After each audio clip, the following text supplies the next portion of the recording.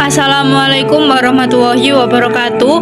Perkenalkan, saya Karisma Septiana dengan NIM 21403014, semester 3, Prodi Manajemen Bisnis Syariah, Fakultas Ekonomi dan Bisnis Islam, Institut Agama Islam Negeri Kediri. Di sini saya akan menjelaskan tentang aneka ragam bisnis syariah kontemporer. Sebelum masuk pada lembaga bisnis syariah kontemporer, marilah kita mengetahui perkembangan bisnis syariah kontemporer. Perkembangan ekonomi dan bisnis syariah telah diminta ke dalam kerangka besar kebijakan ekonomi di Indonesia. Adapun kebijakan tersebut dipelopori oleh Bank Indonesia dengan berlakunya Undang-Undang Nomor 10 Tahun 1998 sebagai menetapkan perbankan syariah sebagai salah satu pilar penyangga dual banking system. Selain itu, Departemen Keuangan melalui Badan Pengawas Pasar Modal dan Lembaga Keuangan atau BAPEPAM LK telah mengakui keberadaan lembaga keuangan syariah non-banking seperti asuransi dan pasar modal syariah. Sementara itu, Departemen Agama telah mengeluarkan akreditasi bagi organisasi-organisasi pengelola zakat baik di tingkat pusat maupun daerah. Hal tersebut menunjukkan kedinamisan dalam perkembangan ekonomi dan bisnis syariah di Indonesia yang menunjukkan arah positif yang sangat signifikan dalam pembangunan ekonomi pada umumnya. Selanjutnya yaitu masuk pada lembaga bisnis syariah kontemporer. Yang pertama yaitu perbankan syariah. Sejarah perkembangan bank syariah di Indonesia.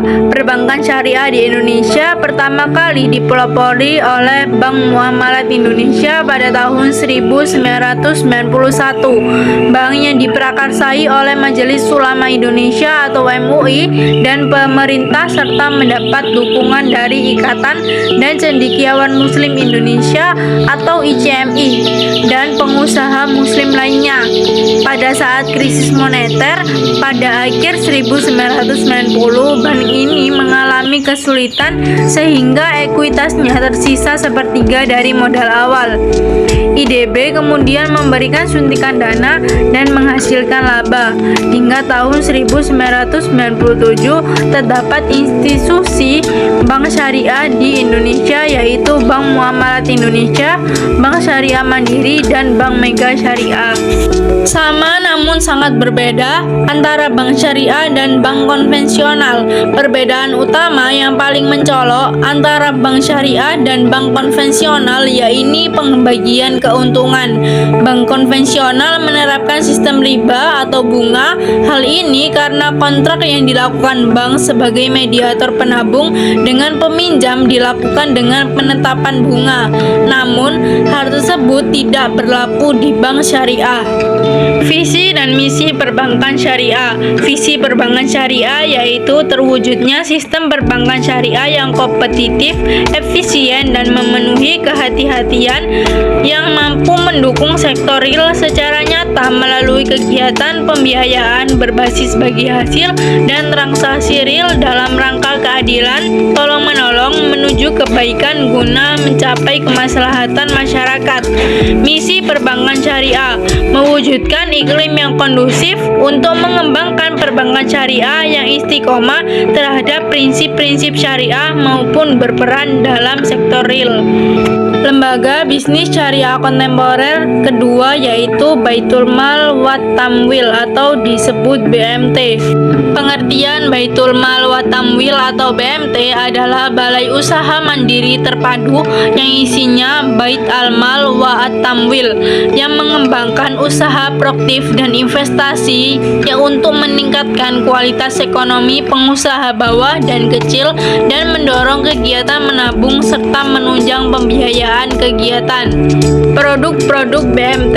Berikut produk yang ada di Baitul Mal wa Tamwil, yaitu produk penghimpunan dana atau funding, produk penghimpunan dana yang pada umumnya berupa simpanan atau tabungan, macam-macam produk simpanan yaitu yang pertama simpanan wadiah, simpanan yang sewaktu-waktu nasabah dapat menariknya dengan mengeluarkan surat berharga, pemindahan bukti atau transfer untuk membayar lainnya. Simpanan wadiah terbagi menjadi dua, yaitu wadiah amanah, dan wadiah yadoma. Yang kedua, simpanan mudhoroba, simpanan pemilik dana yang penyetorannya atau penarikannya dilakukan dengan akad yang disepakati sebelumnya. Yang kedua, produk penyaluran dana atau lending. Jenis penyaluran dana yang disediakan Baitul Mal wa Tamwil didasarkan pada akadnya. Macam-macam akadnya yaitu yang pertama akad jual beli. Jenis-jenis produknya yaitu murabahah, salam, dan istighna. Yang kedua, akad bagi hasil. Akad ini digunakan untuk menghimpun dana atau funding dan penyaluran dana atau lending. Yang ketiga, akad sewa menyewa. Akad ini diterapkan dalam produk penyaluran dana berupa pembiayaan ijaroh dan pembiayaan ijaroh mutahiyah bitamlik. Yang keempat, pinjam minjam atau pembiayaan qard. Pinjam minjam dana tanpa imbalan dengan kewajiban peminjam mengembalikan pokok pinjaman sekaligus cicilan dalam jangka waktu yang disepakati.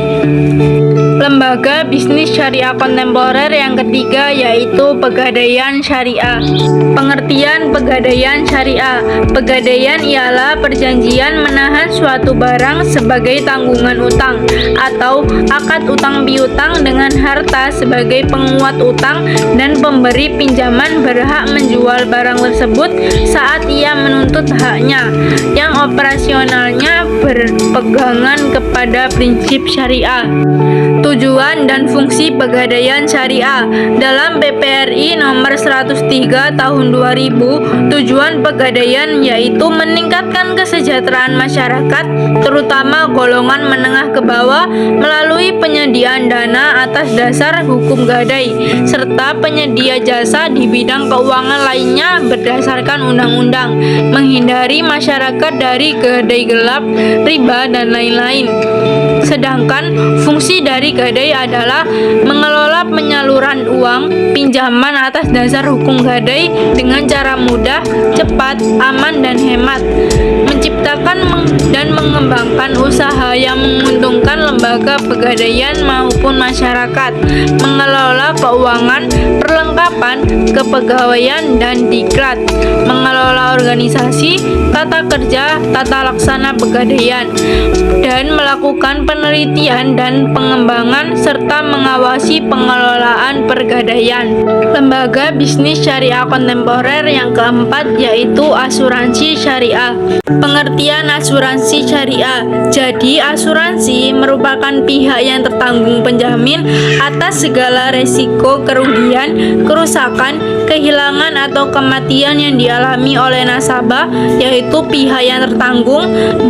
Si tertanggung mengikat perjanjian atau penjamin resiko dengan si penanggung atas barang atau harta, jiwa, dan lain-lain berdasarkan prinsip bagi hasil di mana kerugian dan keuntungan disepakati kedua belah pihak. Prinsip-prinsip asuransi syariah. Prinsip dasar asuransi syariah adalah yang pertama tauhid. Setiap bangunan dan aktivitas manusia harus didasarkan nilai tauhid. Artinya setiap langkah serta bangunan hukum harus mencerminkan nilai ketuhanan. Yang kedua, keadilan. Keadilan adalah upaya menempatkan hak dan kewajiban antara nasabah dan perusahaan asuransi. Yang ketiga, tolong-menolong. Seorang masuk asuransi sejak awal harus mempunyai niat dan motivasi untuk membantu dan meringankan beban temannya suatu ketika mendapat musibah atau kerugian. Yang keempat, kerjasama. Kerjasama merupakan prinsip universal dalam literatur ekonomi Islam. Yang kelima, amanah. Prinsip amanah dapat terwujud dalam nilai akuntabilitas atau pertanggungjawaban perusahaan melalui penyajian laporan keuangan tiap periode. Yang keenam, kerelaan. Kerelaan dapat diterapkan setiap nasabah asuransi agar mempunyai motivasi dari awal untuk merelakan sejumlah dana yang disetorkan ke perusahaan asuransi sebagai dana sosial. Yang ketujuh, larangan riba. Islam menghalalkan perniagaan dan melarang riba. Yang kedelapan, larangan maisir atau judi. Adanya pihak yang untung namun pihak lain mengalami kerugian. Hal ini tampak jelas jelas apabila pemegang polis dengan sebab tertentu membatalkan kontraknya sebelum masa refreshing period. Yang kesembilan, larangan gharar atau ketidakpastian. Penipuan yaitu suatu tindakan yang di dalamnya tidak ada unsur kerelaan. Jenis-jenis asuransi syariah. Yang pertama yaitu tafakul keluarga atau asuransi jiwa adalah bentuk asuransi syariah yang memberikan perlindungan menghadapi musibah kematian dan kecelakaan atas diri peserta asuransi tafakul. Produk asuransi tafakul keluarga meliputi tafakul berencana, tafakul pembiayaan, tafakul pendidikan, tafakul dana haji, tafakul berjangka, tafakul kecelakaan siswa, tafakul kecelakaan diri, dan tafakul khairat keluarga. Yang kedua yaitu tafakul umum atau asuransi kerugian adalah bentuk asuransi syariah yang memberikan perlindungan finansial dalam menghadapi bencana atau kecelakaan atas harta benda milik peserta tafakul. Produk asuransi tafakul umum adalah tafakul kebakaran, tafakul kendaraan bermotor, tafakul pengangkutan, tafakul resiko pembangunan, tafakul resiko pemasangan, tafakul penyimpanan uang, tafakul gabungan, tafakul aneka, dan tafakul rekayasa. Lembaga bisnis syariah kontemporer yang kelima yaitu pasar modal syariah. Pengertian pasar modal syariah. Pasar modal atau capital market adalah landasan atau tempat dan teknik atau kerangka yang memberikan jalan bagi penciptaan dan pergerakan atau pertukaran instrumen moneter jangka panjang. Hukum pasar modal syariah. Hal ini tidak ditemukan baik dalam Al-Quran maupun hadis yang berbicara masalah pasar modal dan hukumnya. Meskipun demikian, pertukaran saham tidak bertentangan dengan peraturan Islam. Dasar hukum pedoman pasar modal syariah terdapat beberapa sumber peraturan atau pedoman pasar modal, yaitu Undang-Undang Nomor 8 Tahun 1995 tentang pasar modal, Peraturan Pemerintah Nomor 45 Tahun 1995 tentang penyelenggaraan kegiatan di bidang pasar modal, Peraturan Pemerintah Nomor 46 Tahun 1995 tentang tata cara pemeriksaan di bidang pasar modal. Fungsi pasar modal syariah. 5 elemen pasar modal syariah adalah sebagai berikut. Yang pertama, memungkinkan bagi masyarakat untuk mengambil bagian dalam kegiatan bisnis dengan mendapatkan bagian dari manfaat dan bahayanya. Yang kedua, memungkinkan investor saham menjual sahamnya untuk memperoleh likuiditas. Yang ketiga yaitu memungkinkan perusahaan untuk mengumpulkan modal luar untuk membangun dan mengembangkan lini kreasinya. Yang keempat, memisahkan operasi kegiatan bisnis dari varian sesaat dalam biaya saham yang merupakan komponen khas pasar modal konvensional. Yang kelima, memungkinkan investasi pada ekonomi itu ditentukan oleh kinerja kegiatan bisnis sebagaimana tercermin pada harga saham. Pelaku pasar modal. Di pasar modal ada beberapa perkumpulan yang melakukan kegiatannya. Pihak-pihak tersebut adalah yang pertama emiten, organisasi yang menjual surat-surat berharga atau melakukan emisi. Yang kedua, investor, orang-orang yang membeli atau menempatkan modal mereka dalam perusahaan yang melakukan emisi. Yang ketiga, perusahaan pengelola dana, merupakan sebuah organisasi yang bekerja di pasar modal syariah dengan mengawasi modal dari investor. Yang keempat, reksadana, spekulasi efektif untuk masyarakat pemodal. Jenis-jenis pasar modal. Yang pertama, perdana. Pasar perdana merupakan pasar di mana emiten pertama kali menukarkan saham atau surat berharga lainnya. Yang kedua, pasar sekunder. Pasar sekunder adalah pasar yang memperdagangkan efek setelah kontribusi di pasar perdana. Yang ketiga, bursa paralel. Bursa paralel adalah pilihan bagi perusahaan yang go publik yang tidak dapat bertemu dengan syarat yang ditentukan. Emiten-emiten yang mendaftarkan efeknya di bursa paralel modalnya relatif lebih sederhana.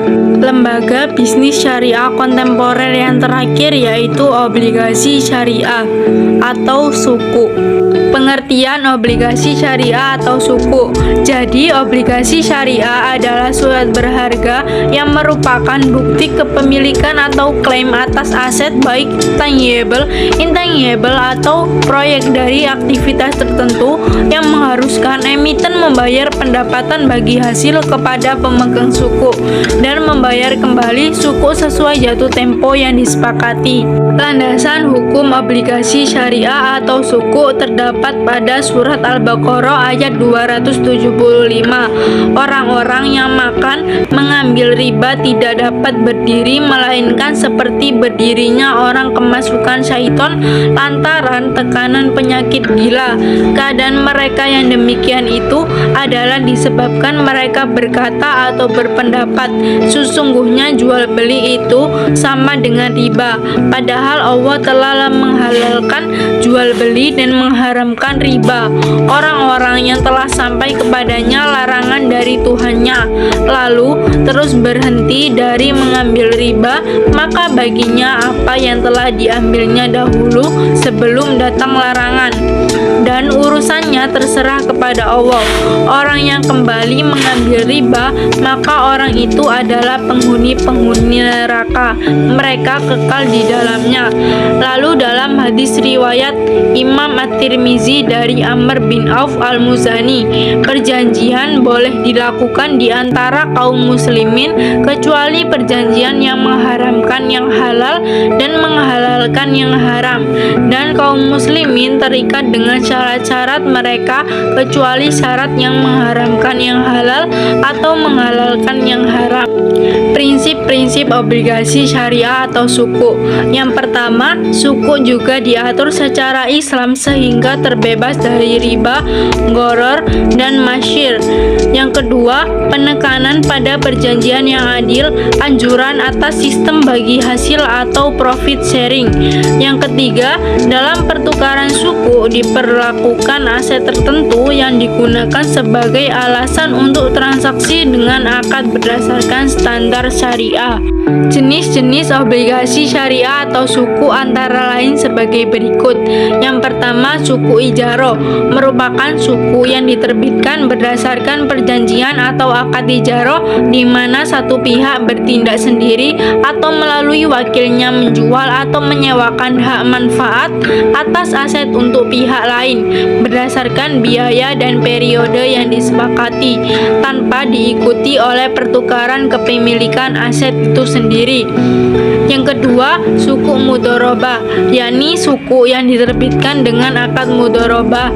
Manfaat dari kerjasama tersebut akan dipisahkan berdasarkan pemeriksaan yang telah disepakati sebelumnya.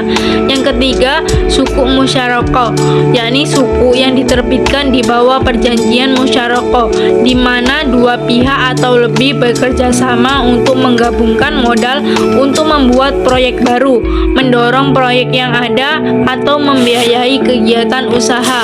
Yang terakhir yaitu suku istina, yakni suku yang diterbitkan akad istina, di mana para pihak membuat kesepakatan jual beli dalam rangka membiayai atau mendanai proyek atau produk. Sekian pemaparan materi dari saya, kurang lebihnya mohon maaf. Wassalamualaikum warahmatullahi wabarakatuh.